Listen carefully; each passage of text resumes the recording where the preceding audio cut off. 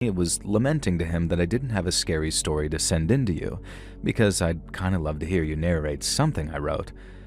And then my husband said, "Babe, what about the time we almost got murdered by that crazy guy when we were going to Barbara's wedding?" And I'm thinking, oh yeah, we did almost get murdered by some crazy guy, didn't we? So it turns out that I do have a story to send to you after all. And it's about the time I almost got murdered by a crazy guy. Now, spoiler, he didn't succeed in the murdering. But for some context, I'm a woman and I was in my 20s when this happened. We were driving across the country to attend my sister Barbara's wedding. And I'll be honest, I can't stand her husband-to-be, Brandon, and I was a bit grumpy about having to make a 3-day journey to the East Coast in the first place. I feel like it's okay to insult Brandon since he later cheated on Barbara and divorced her, so screw you if you're listening, Brandon. Now, we were in our 20s, so this must have been maybe 1997, I think. Back before we had smartphones and GPS in every car, on every phone, and we had to rely on those horrible, huge paper maps that always tore when you were trying to unfold them. And I'm so glad that those things aren't necessary anymore. We were driving down a pretty straight, long highway, but for some reason, hubby had decided to unfurl the map to see what was coming up, I guess. And when he told me to pull over, which seemed pretty safe since we hadn't seen a car for miles, and there was a pretty flat verge to pull onto, I was kind of puzzled. And then he pointed to the map, at really nothing to be precise. And then he pointed across the desert a little ways, and I saw what he was getting at. There was a town, or part of one anyway, and it looked a bit run down, that wasn't on our map, and we made sure to get the latest revision. Now, this would happen sometimes with certain landmarks or areas. If they were demolished or no longer relevant, then they'd just simply be taken off the map. And so the town, which was clearly some sort of ghost town, wasn't marked down on the map because presumably nobody would have any reason to go there, and so there was no point wasting the ink to print an indicator that the town used to be there, I guess. Now, naturally, this meant that hubby and I both wanted to check out this town that wasn't worth including on the map. Now, our 4x4 was pretty robust, and we were on a fairly smooth area of the desert, so we felt comfortable driving off-road a ways until we were closer to said town. Now, it wasn't too hot that day either, so we walked the remaining 20 minutes. When we got closer, it seemed more apparent that the town was a little more complete than we'd first thought. However, we were kind of nervous because there were signs up on the remaining broken-down buildings claiming that they'd been condemned by a company that I forgot the name of now by order of the state. So we explored with nervous trepidation. It was eerie, seeing this place in the middle of nowhere that looked like it had just been abandoned probably in the 1950s.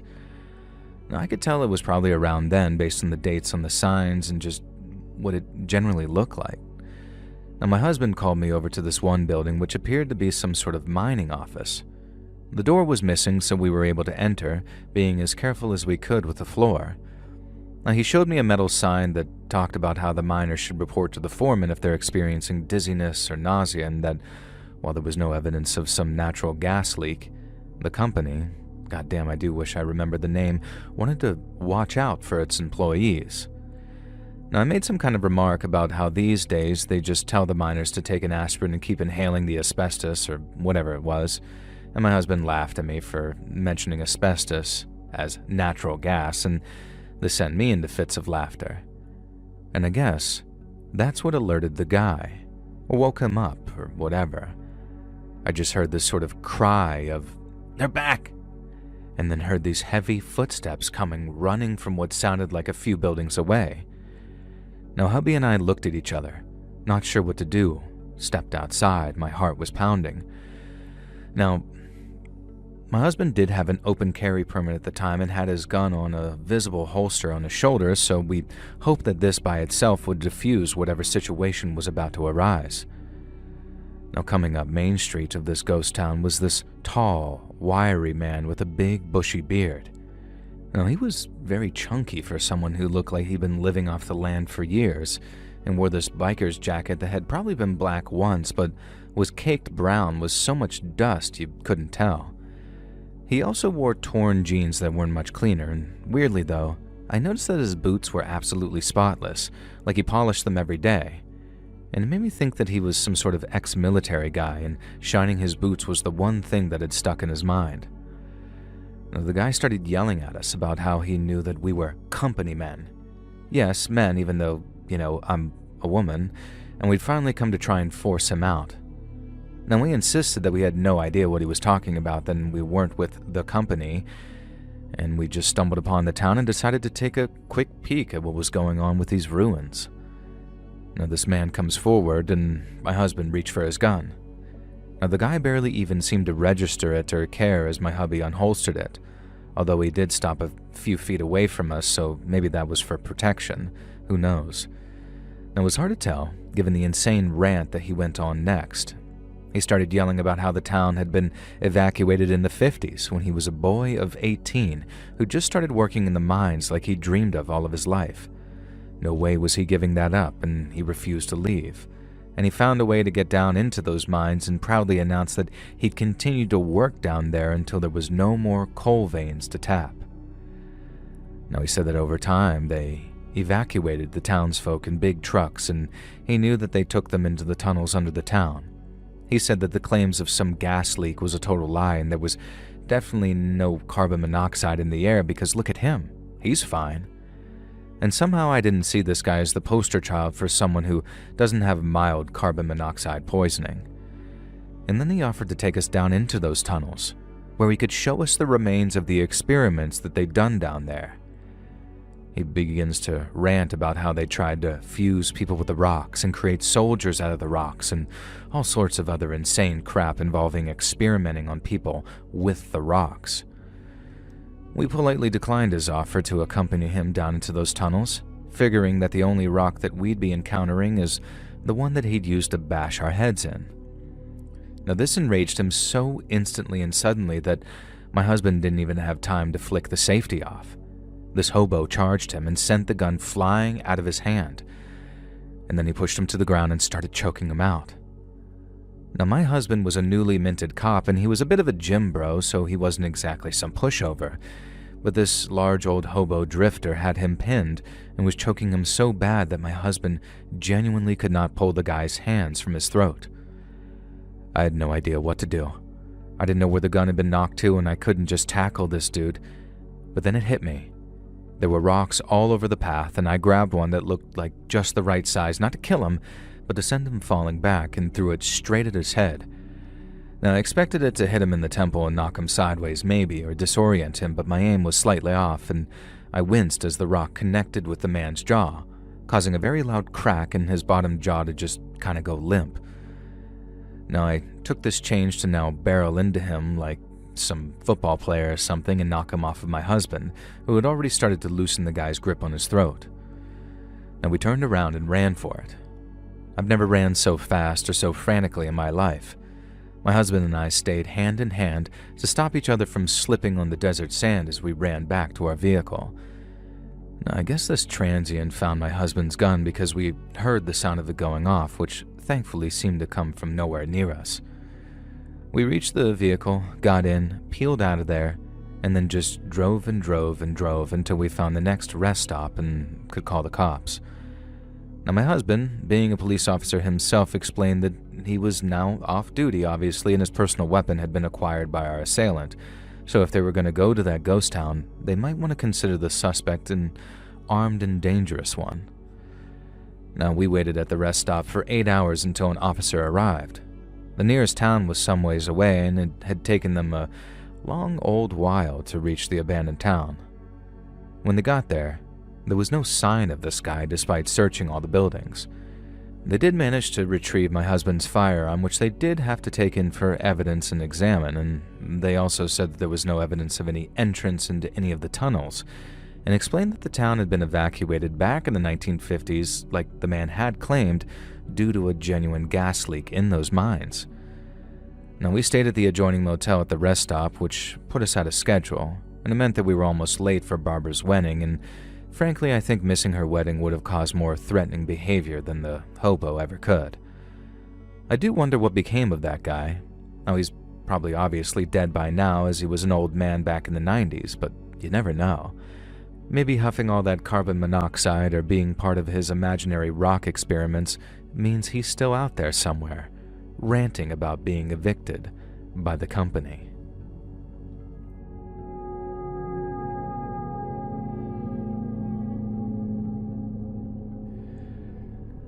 Good evening, Let's Read. Well, probably afternoon for you, if it's evening for me. You see, I live in a country in Europe. I won't say exactly where because even after all these years, I could get into trouble for speaking out against my own government. The kind of trouble that costs you a pound of flesh, if you know what I mean. Our ruling has always been dictatorial, but it was worse back then. Back then is around 50 years ago when I was just out of my teenage years. Now, perhaps you've heard of Centralia, an abandoned town in Pennsylvania that's, from what I understand, is always on fire. Underground, anyways, and I assume you've heard of it. It's a very famous tale here in Europe and inspired a lot of fiction and art. Not every town is as lucky as Centralia when it comes to awareness and the treatment of its residents, though. Now, I'm sure they don't feel that way. I know that many of them felt forced out of their homes, and I sympathize deeply. And when I say lucky, I of course also don't mean that they experienced any kind of luck. What I mean is that there are some towns where terrible things happen to cause them to become abandoned, and governments such as ours will cover it up and force the residents to go and find new locations to live, with only the smallest stipend to cover the cost of relocation. And this is what happened to my town when I was 23. Now obviously I cannot name the town because I cannot name the country, but you'd have to dig pretty deeply to find any meaningful records or evidence of what went on anyway. I made the mistake in the past of talking about this too loudly and too frequently and came dangerously close to shooting myself in the foot, as they say. And so for a bit of background about our town, it wasn't even a town really, it was sort of a tiny village tucked into the mountains. Now we knew that the other side of the mountain range was riddled with mines and various mineral mining operations, but as far as we were aware, the land beneath our village was solid and no mining operations were conducted anywhere near our place of living. Now this seemed to be true. We never saw construction vehicles or knew of any mines nearby. And then one day, a supposed construction company moved into the village to build what they called a refuge into the mountainside. They wouldn't explain to us exactly what this was or who it was a refuge for, but it involved some machinery that I'd never seen for basic construction, like a bore drill with tank-like tracks to drill into the mountainside. Now 3 days after the company moved in, we were all awoken by what felt like an earthquake and rumbling under our feet that caused pictures to fall off of walls and plates to fall out of cabinets. Now we had never once had an earthquake in the area, not once, and I don't even know if they really work like that halfway up on a mountain.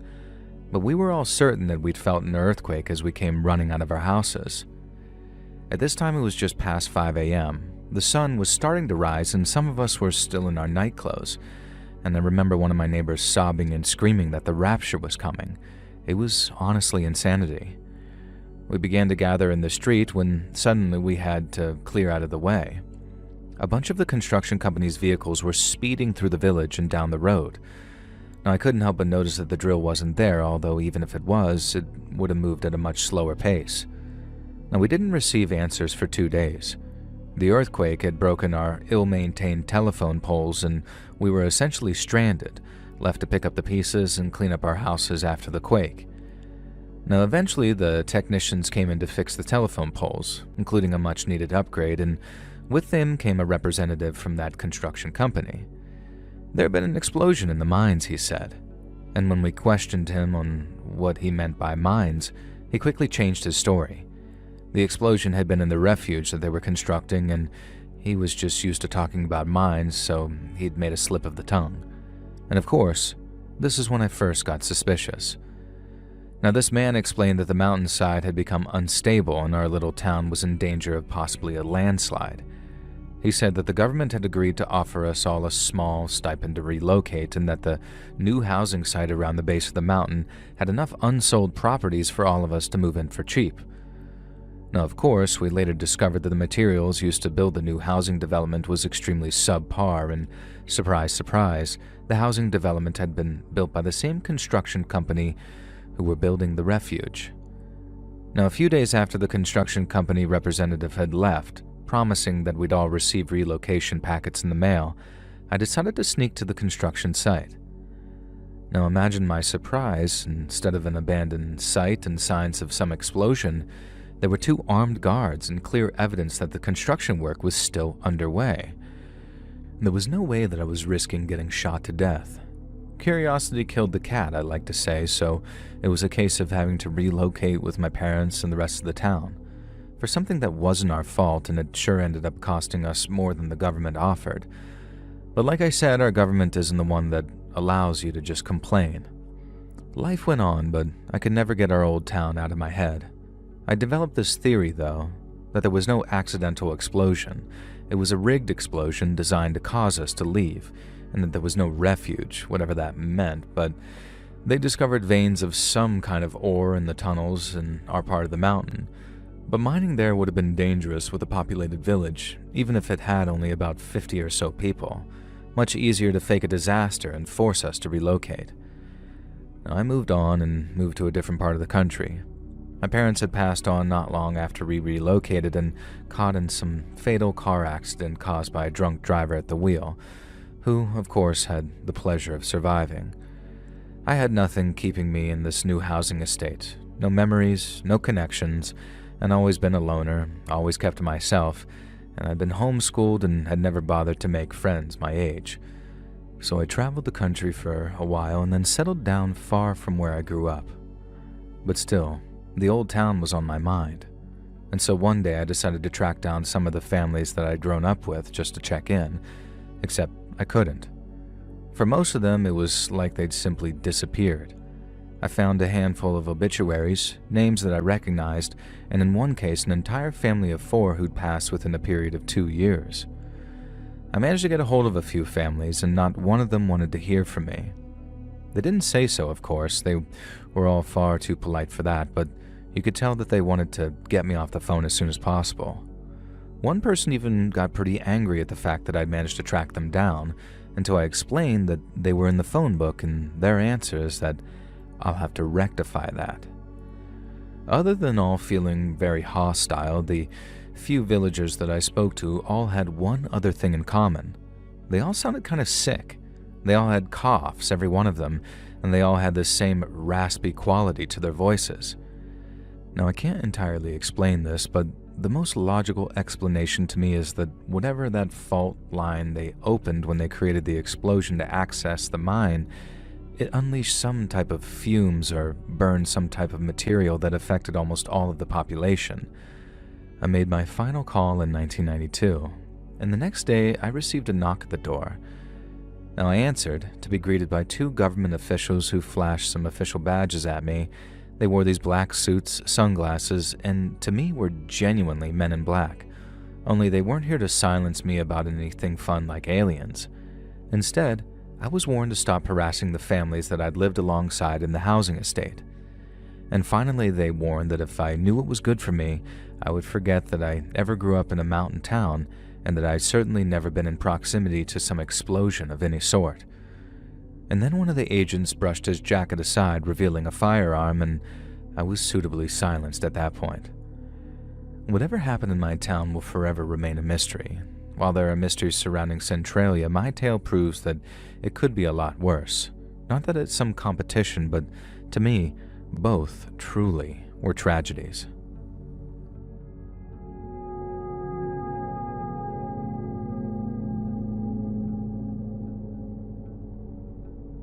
The story that I want to send you happened in the early 2000s, when me and my friends were a bit more reckless and crazy than we are now. These days we prefer a quiet beer on the lawn while the kids play in the pool. Our days of exploring random abandoned towns and desert death traps are over. It's like they say, getting old sucks, but everyone's doing it. Now I can't remember which one of us had the bright idea. There was me, my name's Carl, my friend Richie, Sam, and Carson. It was probably Sam. He was always the one with crazy ideas about outdoor adventures. And I just don't want to 100% put the blame at his feet just in case. You know, all I know is that it wasn't me who suggested that we become wilderness explorers with absolutely no experience or knowledge. Now, I was all okay, so we just gonna do a bunch of reading and buy all this equipment on some meager budget and stuff, and whoever's idea it was turned to me and said, "No, We're just gonna do it. Okay, I know it wasn't Carson who suggested it actually, and you'll see why later. Now, Carson's the hero of this story, and you should know that straight up. I don't think he's paid for a single beer when he's been with us for the last 23 years. He's a legend of a man and also a very quiet fella. Now anyway, the culprit, who I'm getting increasingly certain was Sam, explained that there was a ghost town in the desert, just 50 miles from the Arizona town that we all lived in. Now I said, "You mean a haunted town?" And I was only half joking because I didn't really know what a ghost town really was. Now Sam, "Oh yeah, sorry Sam, you're getting the blame and I remembered it was you." He responds, "No, you dingus. A ghost town is one of those old towns, usually from maybe the Wild West, abandoned when they realized there was no gold in them thar hills, or, pillaged by bandits or other folks." Now, I'm not sure he said exactly that, then there was probably a lot more slurs and cursing since it was Sam, but that was the gist of it. And so we set off, the four of us completely unprepared to explore a desert town 50 miles from home. At least we brought plenty of water and had the foresight to pack warm clothes for those chilly desert nights. Our plan was to reach the ghost town by nightfall, sleep in the car, and then explore by day. Now, we'd been driving for around 40 miles when we saw a group of guys with trucks who'd pitched some tents around. From the looks of things, they'd been living in the desert for a bit, and they'd set up a little bit of a commune or something. They looked like good-time lads, kind of like us, really. Our age, quietly laughing and just drinking beers around a campfire. Now, they must have noticed that we'd slowed as we passed them, and one of them waved for us to stop. Now, I was the driver, so I did and wound down the window. The guy invited us to chill with them because they hardly ever saw anyone come out this way, and certainly not fellas their age. They looked a bit hillbilly, but I mean, really, we were from southern Arizona, so were we. And we piled out of the car and perched ourselves on nearby crates and logs while our new friends kindly offered us some beers. Now, we offered them some cans in exchange, but they weren't having any of it. We were their guests. They were fun. Really jokey, honestly, and made us laugh a whole bunch. Now, Sam especially seemed to fit in well with them, being the hick that he is, and only Carson seemed to keep to himself, just offering a polite smile and laugh occasionally. Now, while Carson was always the quiet one, he was usually a little more sociable than this, and I wondered if something was bothering him. It soon came up as to why we were driving through the desert at sunset, since we were clearly locals heading away from town. Sam, without a thought, told them that we'd heard about this ghost town nearby, and we wanted to explore when the sun came up. Now, immediately, these desert dwellers started putting on some fake 80s gas station attendant voices, like, "Y'all don't want to go down there. That place is cursed. You kids stay away from that town, y'hear? There's nothing to be found but death." And the best one, the guy who told a story about how the town was abandoned because it had fallen victim to a skindigo, which is sort of like a Wendigo meets a skinwalker apparently, and only happens when the dog man has sex with a Jersey Devil. Now, it's a pretty epic story, and it caused them to break character and descend into fits of laughter. They did tell us, however, that the town was better explored at night if we had some pretty powerful flashlights and equipment. In the daytime, all we'd see is rotting bits of wood and remnants of a long-abandoned town, but if you go there at night, you'll see fireflies and feel this whole atmosphere that gives the place a completely different angle. And now that I think about it, they were really insistent that we explore at night, and maybe that should have been a red flag.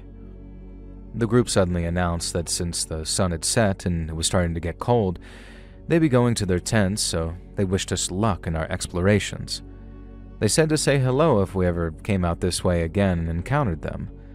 And so we got back in my vehicle, this fairly new SUV that I was very proud of at the time, and headed the final 10 miles into the ghost town. Sam was riding shotgun, which meant that I didn't get a chance to talk to Carson, who'd been up front with me for most of the ride. Sam insisted on blasting 80s rock through my stereo system, so no conversation of any kind was really possible. Finally, we could see the rotting logs that made up the remains of the entrance to the ghost town. We stopped the vehicle about 20 feet away and just straight up began walking towards the town. Carson stopped us. He told us that he actually had a bit of experience with wilderness survival, and having been quite a big player in the Scouts in his youth, he didn't make it sound that gay, He asked us if we'd let him go first. Now, I took the opportunity to ask what was wrong, and he said that he'd been getting odd vibes from those guys back at that tent. Now, I was surprised. They seemed fine, and then he explained that their trucks had only recently been parked there. They had fairly deep tire tracks that he noticed, and he also said that he'd spotted a number of shotguns and rifles just lying around inside their tents and in the truck beds. I hadn't seen any of this, and to this day, this is why Carson is our goddamn hero. And so he approached first, and we followed behind him. His flashlight was mostly sweeping the sandy floor for some reason, and every time we tried to ask him anything, he just sort of shush us. Now, he seemed to study the two poles serving as the town's entrance for quite a while, especially shining his flashlight in between them. When he was satisfied, he took a few steps inside and then stopped. He pointed to two small poles stretched further across the entrance, and then told us to look at this. He shone his flashlight between them, and then there, glinting in the light, was very clear metal wire. It didn't look like the garrote wire or piano wire or anything that would slice your head or feet off, but it certainly was some kind of tripwire designed to do something. "We're leaving. Now," Carson said, and none of us disagreed with him. And then as we turned to exit through the entrance poles, all at once, I felt something bite into my ankle. Now at first, I thought it was a damn snake had gotten to me, but then the pain grew worse and spread across my whole ankle, and I started screaming in pain. Carson shone the flashlight down, and I'd stepped on a goddamn animal trap. It looked like something designed to trap a coyote or a fox, so nothing as lethal or life-ruining as a bear trap, but it still hurt like a bitch mother effer, and I reached down to try and pry it off of my ankle, but Carson instantly stopped me and said that would probably increase the blood loss, and we had a fairly long drive to the nearest medical service even if we put the pedal to the metal. It also meant that I couldn't be the one to drive my precious SUV, which was hell unto itself. And for some reason, in the haze of all my pain that I felt, I let Sam take the wheel. Carson couldn't drive, and Richie said that he wanted to sit in the back with me because he apparently had some first aid techniques that would help me out. Now, this turned out to be that he had a bunch of oxy with him, which most definitely wasn't his prescription, and he kept promising me that he wasn't some addict or anything, but at that moment, I didn't care. He slipped me a tablet, and slowly the pain from my trap-snapped ankle started to ease. I asked him if I could have another, and after some soul-searching, he gave me half. Now, meanwhile, Sam was proving to be a pretty competent nighttime desert driver, and Carson was plotting the best route to the nearest walk-in clinic or hospital once we got back to town. Then up ahead, Sam yelled that he saw those guys from before and maybe they could help us. Except immediately, Carson told him to floor it. The guys, who'd clearly seen us coming, were scrambling out of their tents into one of the beat-up trucks, and all of them seemed to be packing old-ass, ill-maintained shotguns and rifles. But even a crappy rifle can put a bullet in you.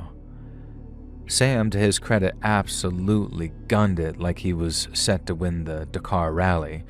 And I mean, damn, with those skills, I'm convinced that maybe he could have been a rally driver, just not in my SUV. Now, we were pretty big distance from the desert hillbilly camp when the first shot rang out. I had no idea where it went because you'd have to have been an award-winning sniper to hit a moving target at that distance. And then they left off a few more shots, and again, nothing came close to hitting us, thankfully. And finally, they released some volley of shots that seemed to be fired into the air, maybe in anger or intimidation, and I think they knew that they'd lost us. My heart was pounding, I was sweating, and thanks to Sam and mostly to Carson, we made our way back to our town, and I was able to receive medical treatment. We'd done the right thing by not removing the trap, and I was kind of still high on the oxy, so I was a little paranoid that they'd start asking about that.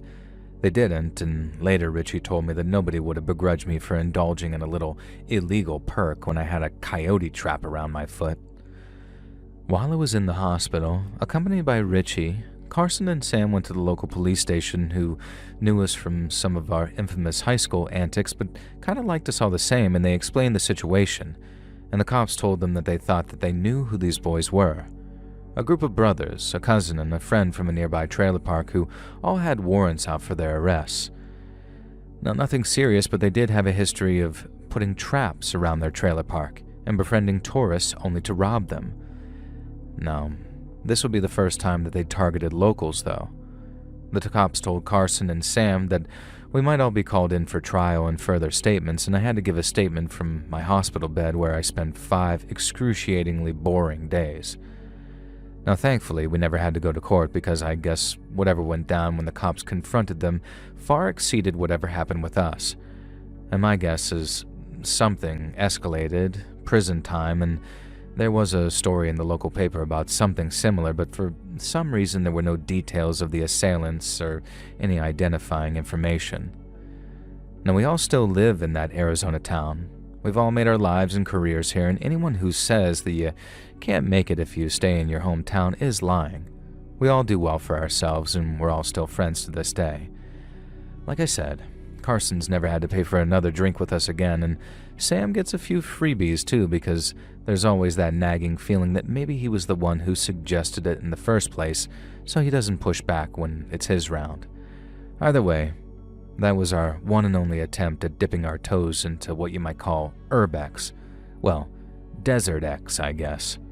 Gaming, arcades, bowling, and snowboarding for us going forward, and I wouldn't have it any other way.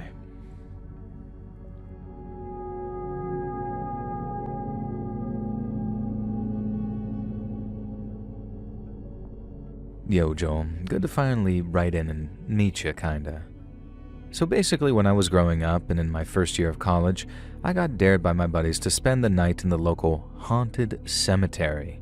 Woo, spooky. The town I grew up in had a great college, and so I got in there and was able to live at home, too. It was a bonus. Growing up, we'd always known that the cemetery attached to St. Augustine's of Christ was haunted. It just had this aura at night, you know? Obviously, all cemeteries are spooky at night, but this one was different. We tried partying there when we were maybe 15 and my brother bought us alcohol. Now, out of 7 of us, boys and girls, not one of us got even a buzz out of the beers, and it was like there was this pressure in the air that I don't really know how to describe it. Have you ever been to a place that just feels bad? You can't explain it, it just does. It has a sort of aura of darkness. Now, I guess I should explain a little about St. Augustine's of Christ, the cemetery, and where exactly it is. It wasn't in our town. It was in a nearby ghost town that had been abandoned in the mid-1800s when the population grew so small thanks to a contaminated well that the remaining townsfolk moved to a bigger town with better job prospects, better community, and obviously better water. And I think after the sickness died off, there were around 5 families left in the town and 2 young widows. You can't blame them for not staying.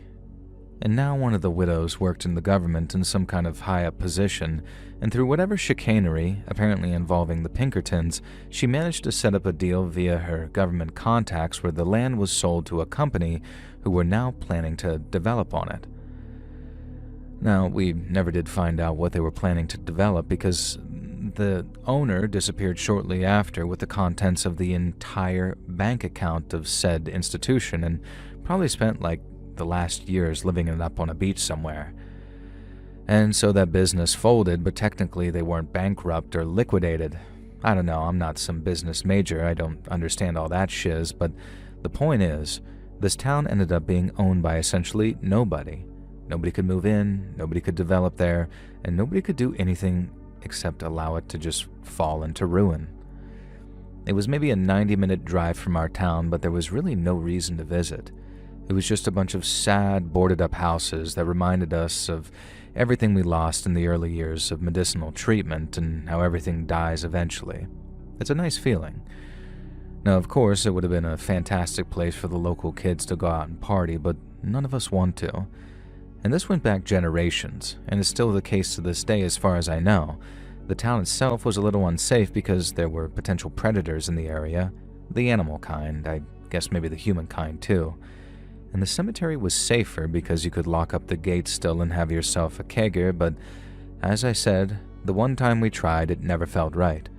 The cemetery was kind of on a small hill with the abandoned church at the peak. and none of us even entertained the idea of breaking in or vandalizing the cemetery or the town. It was like, F it. I sound like a moron for saying this, but it was like it was under some kind of protection, and I do not mean from God. It felt cursed. So obviously, when I was new to college and the girl I had a major crush on dared me to spend the night in St. Augustine of Christ Cemetery, I agreed. And she also hinted that she'd be very impressed with me if I did it like I was some kind of hero or something, and that was really enough for me. I mean, it had been 3 years since the ill-fated kegger among the tombstones. I'm sure I'd hyped it up in my mind so it felt worse than it was. I could do this. I could drive there, camp there overnight, maybe grab a couple of sleeping pills from my dealers so I didn't even have to worry about staying up, and then I'd use this disposable camera that I brought to prove that I'd stay there by taking photos of my watch, the sunset, the nighttime, and various bits of proof. I did suggest that someone accompany me, ideally the girl who dared me, to prove that I was on the level, but nobody wanted to do it. And so I sucked it up, and during my little spring break, I drove to the ghost town. I tried not to look at the houses slowly rotting away as I walked to the gates of the cemetery. Now thankfully they were still able to be opened and able to be sealed shut by a metal sliding lock, so no predators would be getting in. Apparently there had been mountain lion sightings about 100 miles away or so, and while that sounded like nothing, I didn't want to risk anything. Plus coyotes have been seen in the area, and okay, I didn't want anyone coming into the cemetery without me being alerted. And that's when I realized the problem with the sleeping pill idea. I brought a couple of super-strength Ambien from my dealer, and as someone who'd never taken Ambien before, I was pretty sure that was just one that would knock me out for the whole night, even if a serial killer broke in and ripped me to shreds. So I left them at home, hidden in the secret compartment of my drawer that I found out years later Mom had always known about. And so I had around 14 hours to kill. The sun hadn't even set yet, and I was getting bored. And I tried to do some reading for school, and that got boring. And then I tried to read a few comics, and even they couldn't keep my attention. I just had this creeping dread around my heart all the time. I snapped awake. I had somehow drifted off to sleep outside the tent on the hard dirt floor, and by now the sun had already set. There was a light breeze coming from the east, and these voices were carried on the breeze. There seemed like there were 2 female voices, and they were speaking in what I can only describe as like 1800s vernacular. Vague hints about witchcraft and sacrifice and burning people alive. And of course, this made me feel extremely safe, and I was glad that I had my Bowie knife with me at the very least. Then from the other side of the town, more distant sounding than the witchcraft talk, but fighting against the wind, I could hear what sounded like a fire and brimstone preacher. It was the most surreal experience. A preacher with a deep, booming voice quoting Bible passages in the far distance on one side of me, and then 2 admittedly seductive-sounding women talking like witches on the other. I decided that since I was in some churchyard, the preacher would already be here if this was his stomping grounds, and the witches wouldn't come close. Or it was my friends just trying to freak me out. Now that was the most obvious, most likely, and almost certainly the true answer. I tucked into my tent and hid. Nothing happened for about an hour or so, and then I heard the rusty creaking of the cemetery gate being opened. I didn't think. I literally just noped out of the tent, swinging my knife around, hoping that I could out-crazy whoever was out there. Now I was met by 2 girls, wearing goth makeup, around my age, who screamed the place down when they saw me. They turned to run when I desperately began calling out that I thought that they were witches and that I dared to spend the night there, etc., etc. Now one of them turned around and asked if my name was X. Now I'm not going to dox myself here, I'm just using that as a placeholder, and I said that yeah, it was, and that's when I recognized the girls.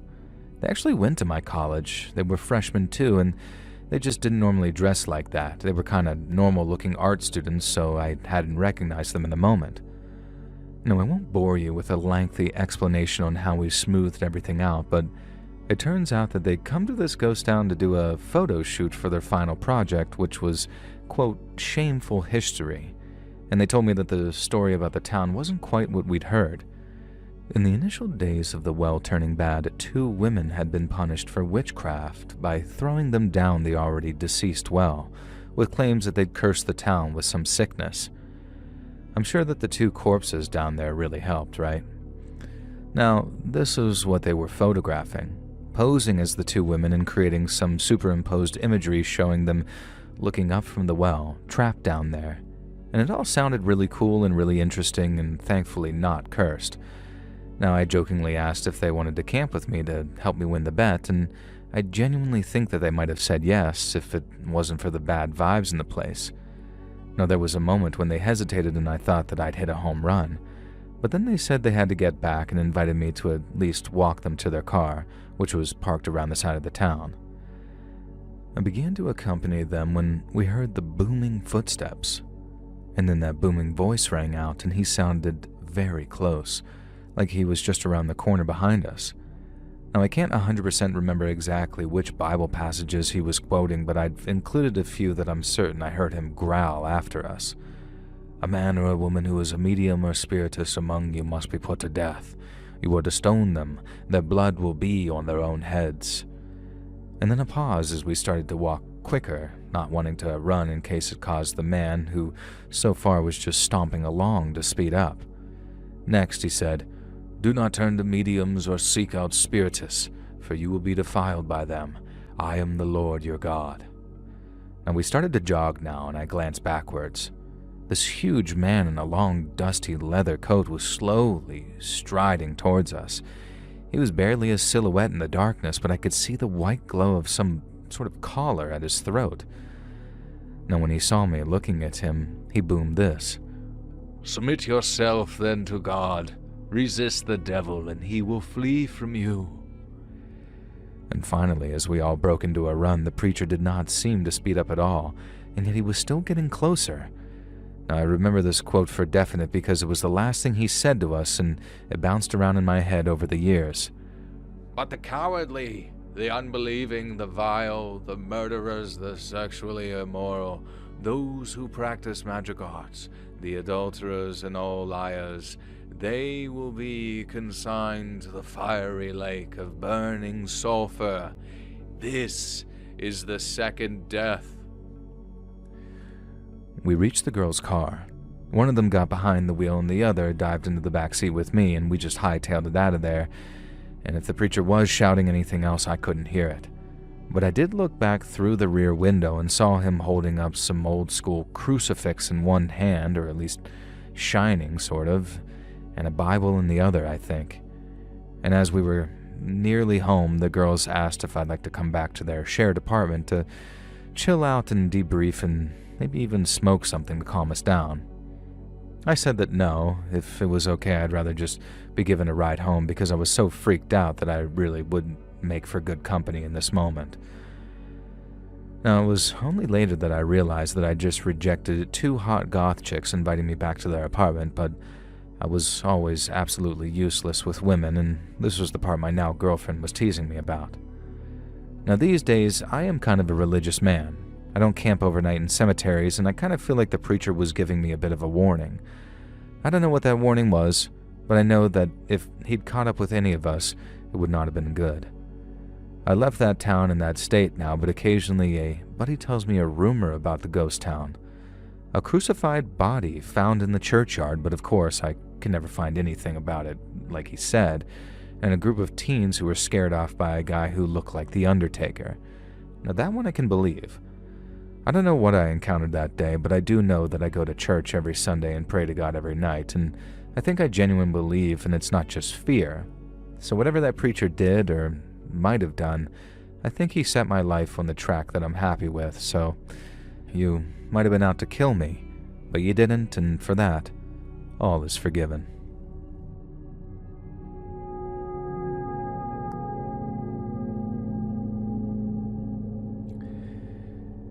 This event played out in 2001, a few months before everything changed.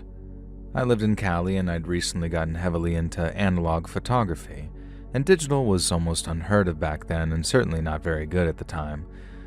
I've been taking photos of things all around the California desert, really focusing on outdoor sunset shots and things like that.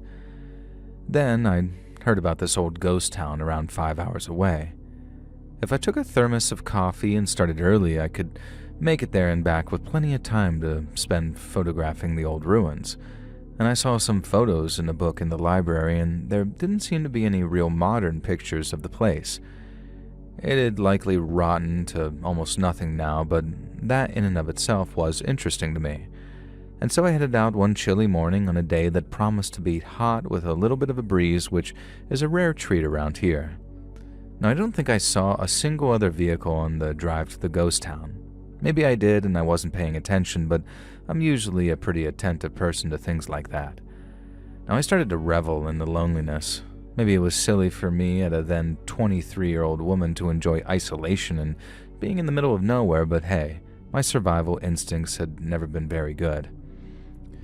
Now, eventually, I see a pole or two in the distance that signaled the ghost town. I drove off-road and across the sand for as far as I was comfortable with in my old car, and then trekked the rest of the way. And the moment I reached the town, I could tell that something just felt wrong. It wasn't just the feeling of wrongness, although that was certainly there, an unpleasant vibe that made me want to just turn tail and run before I'd even begun. But it was what lay around the ruins and foundations of this town that really unsettled me. I'd learned that the town had been abandoned after the gold rush, when there were no more work to be had and the nearby areas had been tapped, so they just sort of upped and let it die. And that sense of death had clearly remained, because scattered around the town were numerous coyote corpses, all in various stages of decay. Now, I could only tell that they were coyotes because the corpse nearest me was, well, fresh. A macabre part of me thought about taking a photograph, but it felt a bit too morbid. I was about to just up and get out of there when something in the center of the main street caught my eye. Someone was lying on the floor, face up. And I had no choice but to approach, and my eyes were darting around in case this was some kind of trap. No, it most definitely wasn't. The guy laying on the desert ground was dead as dead could be. His skin was shriveled to a paper-thin coating, and bones poked through in places where the epidermis had given up the ghost. He had no eyeballs, of course, and empty, abyssal sockets just gazed up at me.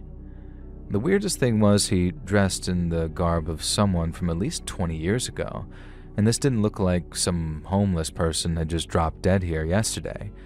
It looked like this man had been dead for a couple of decades, and yet he lay almost on top of the sand, barely covered, as if he'd been exhumed for some purpose. Now, I studied a forensic pathology module at college just before dropping out, so I had a little insight into what I was looking at, and I couldn't see any obvious wounds or causes of death. It was almost like he just laid down and died. And instead of the sand covering his body over the subsequent 20 years, just like the coyotes, he was somehow left visible. I headed off quickly and drove straight home, where I called the cops, and they promised to call me back, and a few days later they did. They said that their pathologist agreed with me that he just laid down and died. There was no sign of some heart attack or anything like that. It was almost like his body had just sort of stopped. Now, this can happen sometimes when someone gets really old or really sick, and when I asked if this guy had been sick, I was told that the pathologist hadn't been able to comment on that, as she hadn't found any evidence of anything directly fatal. No hits to the head, no broken bones of any sort. It was all just very strange. I asked about the coyotes, and they said that this was the jurisdiction of the wildlife department, who hadn't told them anything, so that was just another mystery that I never got solved. I kind of wish that no matter how grim it would have been, I had taken photographs of everything after, but it just felt so disrespectful. I really do think that someone just dug that body up and moved it from some graveyard far away. Now, around a decade later, I was driving down the same road for a much lengthier, days-long road trip, and I saw the location where the town had been and the way the wood had rotted even further. I thought about stopping and going over to take another look, but something stopped me. A kind of darkness that gripped my heart, a voice in my head that said no. And I've long since learned that when my instincts tell me not to do something, I should listen. So as far as I know, that town's still out there, and who knows what might find you if you went there today. I know that I, for one, do not want to find out.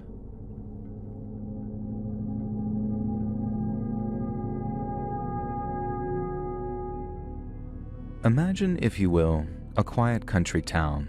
During its heyday, from the swinging 60s to the synth-laden 80s, the population fluctuated around the 1,000 mark. That was the population of this specific town in 1980, and by 1990, just a decade later, the population had dropped to just 63 souls living in the, some would say, cursed town of Centralia. Centralia is perhaps the most famous ghost town of our time, although strictly speaking it's not entirely a ghost town yet. As of now, 5 residents still remain in the town that never stops burning. The reason for Centralia, Pennsylvania's abrupt abandoning is the stuff of nightmares, but the timeline of events is what makes it especially scary.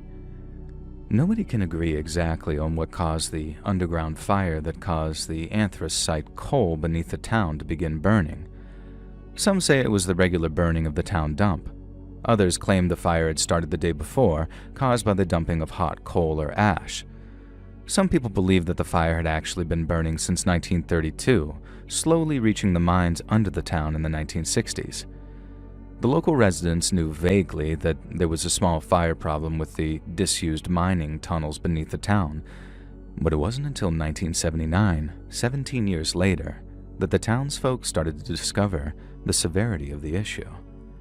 Now imagine this. You've been living above a slow-burning, potentially lethal fire for 17 years. Essentially, you've been living above hell. And in 1981, the first near tragedy hit the town. A 12-year-old kid named Todd fell into a sinkhole, a mere 4 feet wide but 150 feet deep. The hole suddenly opened beneath his feet in his grandmother's backyard. Due to the blast of the heat and sudden disappearance of the ground, the boy must have felt like he was about to be dragged down to Hades itself. Thankfully, Todd managed to grab hold of a tree root, and his cousin had the chance to play the hero by dragging him to safety. The steam from the sinkhole was tested and found to contain lethal levels of carbon monoxide. Even after Todd's near tragedy, townsfolk were divided on how serious the issue actually was. Evidence of the fire under the town grew and grew, as did the bitter resentment and arguing between those who wanted to up sticks and leave and those who weren't prepared to give up their home. But the government put $42 million in the relocation efforts, and eventually nearly all the residents decided having a very real representation of hell beneath their feet wasn't worth the nostalgia. And by 1990, just 63 people remained. By 2010, only 5 homes were left in Centralia. Hundreds of buildings had been demolished and eminent domain had been invoked on all property in the borough. Now, the fire also spread to a nearby town, ironically named Burnsville, which as of today had been completely evacuated. That one's a true ghost town, if it can even be considered to exist at all anymore. Centralia is still burning. It'll burn underground for another 250 years. Whether humanity will take it upon themselves to rebuild the town for tourism or nostalgia or just a testament to the human spirit, I guess we'll never know in our lifetimes. But for now, based on the last census in 2020, 5 people remain in Centralia, and only one of them is under 18. The place is safe to visit. Apparently there's not much to actually see other than the aftermath of a disaster that's persisted for over 60 years. That and the plumes of smoke that billow up around one of the town's cemeteries, and the ash that dances on in the air. Centralia's not quite a ghost town.